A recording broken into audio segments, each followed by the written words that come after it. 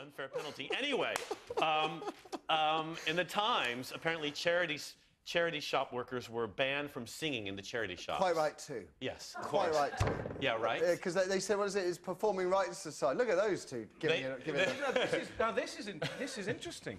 Go on, Ed. Sorry. Well, no, they can't. Everything I say that's going to be boring, but it's true. I've had a letter from a constituent who said that they got a letter from Performing Rights Society because they had the radio on in their workplace. That's right. That's what this is it's about. Weird. They can't afford a radio license in the shop. And but if you imagine, if you're Robbie Williams and you're struggling to get by on £80 million, right? And a woman in a charity shop dares to play one of your tunes to pass away the time, you should be paid for that. Yeah, exactly. Forget about charity. Punish the women, lock them up, throw away the key. They're on this campaign, the Performing Rights Society, clearly. They're writing to every business in the country. But if you can't sing, keep your mouth shut. I can tell she can't sing very well. I can tell she's hitting a bad note there. I can tell. Yeah? Just by her blouse. All right, and I just tell she's bad. So a daughter has been betrayed. She lived with her parents for quite a long time, thinking she'd get money out of them when they died. And they left... Or surely caring for them in their dotage. That's not why she was looking after them, no, actually. she couldn't get laid and she wanted the money. Anyway, seriously. I felt terribly sorry for her. Why? Because she had to clean up after that old man? No, because this girl gave up her career. She didn't give up her career to look after her parents to get the money. No, she didn't. However... She didn't give up her career, you reactionary. She became a university lecturer so she could stay near her parents and look after them. Yeah, OK. But you would expect that when your mum and dad die after you've taken care of them... And you get the house?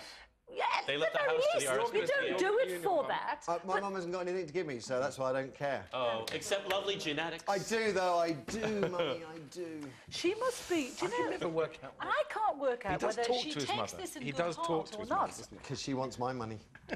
Well, I mean, let's hope she can put up with it. This is dreadful. We were just saying today, do you think his mum gets a the story. Let's go through the story again. So, woman looks after her family. Yeah, she's 58, her parents are dead, she wants the house, she's not getting it. They've left the house and all their money to the RSPCA. That's the bit I think is wrong. Stop leaving money to animal charities. Oh, yes, I agree. It's getting excessive, it's ridiculous. Oh, no, they've got money coming out of their ears. No, do they really? Guys, they do. Well, you had one of your American friends, America's richest woman, and she left, what was it, $8 billion to animal charities. The Queen of Mean, she left all her money. Yeah, that's right. Yeah, she had $8 billion. Yeah, but you know why? Partially because her family was like clawing each other for her cash, and she thought, you know, I'm going to make it easy on you. I'm not giving you any. I'm going to give it all to my pussy. So she gave it all to her pussy. OK.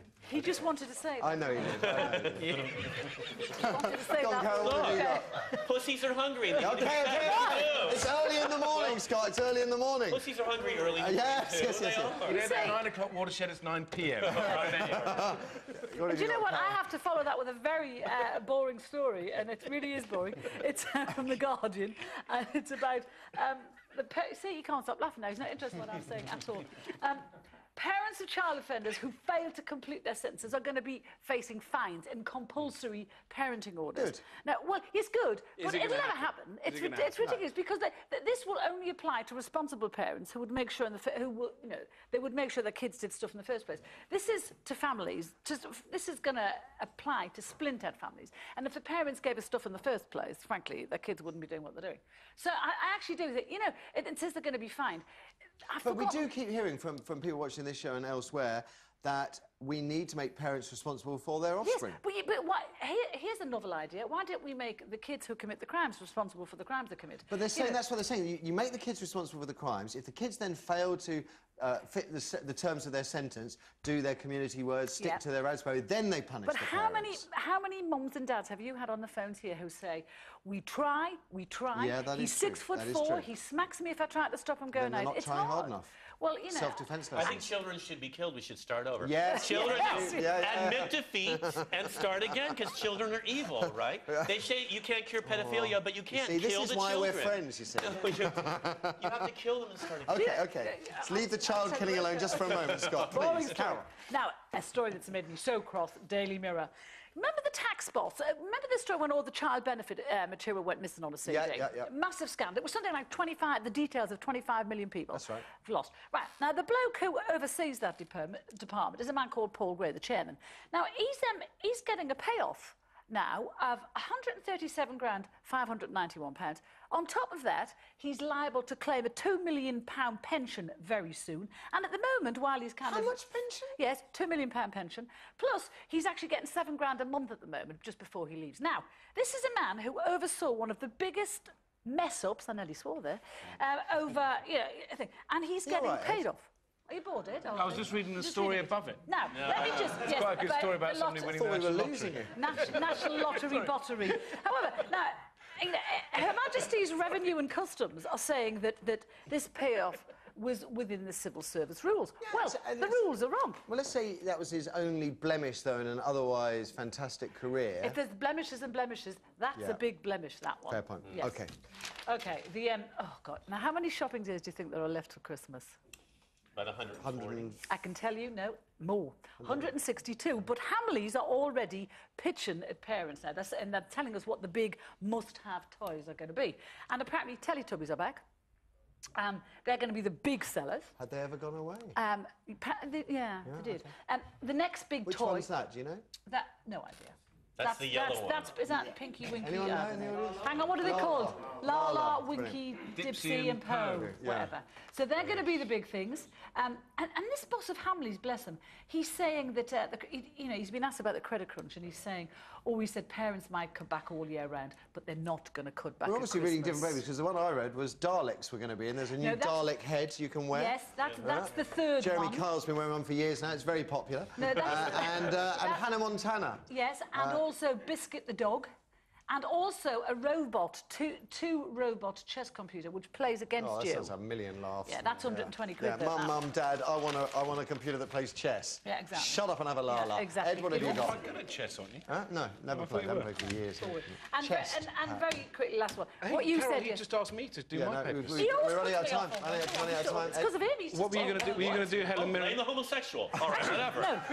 What I just want to say, can we look at Helen Mirren here very quickly? This body on her. Can we say this? Yeah. This woman is 63 years old. She looks fantastic. She does. I never looked that good at 20. She's turning you back to straight, isn't she? My straightometer it's all of a flutter. It's a dither. All of a dither. Ed, what have you got? Seriously. I've got the Daily Telegraph says that we're the richest people in Europe, apparently, but we're also the most miserable. Because we have to pay so much in tax. Because we're just basically miserable. And apparently the Spanish are happier. Well, that's no surprise, is it? I mean, well, they didn't have David Cameron, do they? Sun, Sand, Sangria, and they did have David Beckham for many years. Yeah, so what is it? Quality of that old quality of life. We earn lots, but we work too hard. Take-home pay is stagnating, inflation is rising, economic growth and house prices are falling. And it rains 41,000 people have emigrated since 2006. Isn't that amazing? British climate, apparently, we don't like the climate very much. Spain is nice. Spain is lovely. It's nice for everybody. Yeah. Even nuns can get married to one another in Spain. The Daily Telegraph. Yeah, they can. Nuns can get married in Spain? Yeah, they can. Yeah. Really? Well, yeah, sure. OK. Sorry, Ed. They can, can't they? Is that right? Yeah. OK. Amazing, really.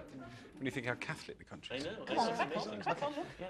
Anyway, the Daily Telegraph full of cheer, full of joys of life, because the other story is families suffering as inflation rises faster than wages. Inflation's at its highest level since 1992, and it's rising. Does that make that sound like you're interested? Who was in charge in 1992? We were. OK. So you see, I So told it's you almost as bad as when Labour Tories were steal in power. all our policies. Right. Exactly right. OK. How old were you in 1992, though? You're young, aren't you? 6. Isn't he wonderful? You can come again. Oh, don't worry. You're not the I will. first to have told it!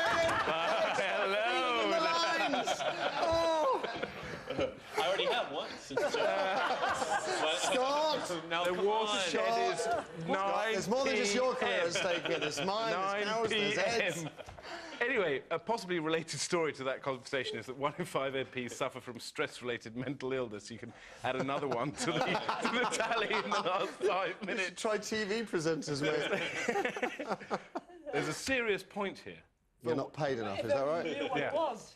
Which is actually that we do stigmatise mental stress. So if you said 1 in 5 MPs have had cancer in the last 10 years, people say, God, That is that's very terrible. true. Whereas if you said 1 in 5 MPs had a mental illness, you think, oh my God. But can I be absolutely honest? Are these people running I'm the country? surprised that only 1 in 5 have mental stress, because I think if you took the general populace about the level of mental stress that's around at the moment, it'd probably be a bit higher. Yeah, there was an article by a journalist friend of mine about having a stress-related simulated heart attack in the paper, in the Standard yesterday. These Manchester United fans, Manchester United in the UEFA Cup, which includes the... Man City. Sorry, Manchester City. Thank you. The voice in my head just said Manchester City.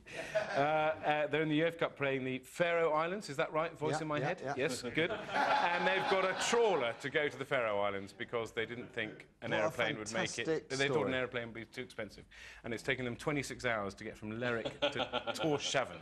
I think that's a fantastic effort. Isn't that amazing? And the trawler, I don't know if it's the actual one, is blue, light blue, just like the football strip. Yeah. And presumably at the end of it, they can all have a fish supper as well. Marvellous. Nicely done, that. Do we still have jobs? After the ads, talking of jobs, is today's school strike a waste of time?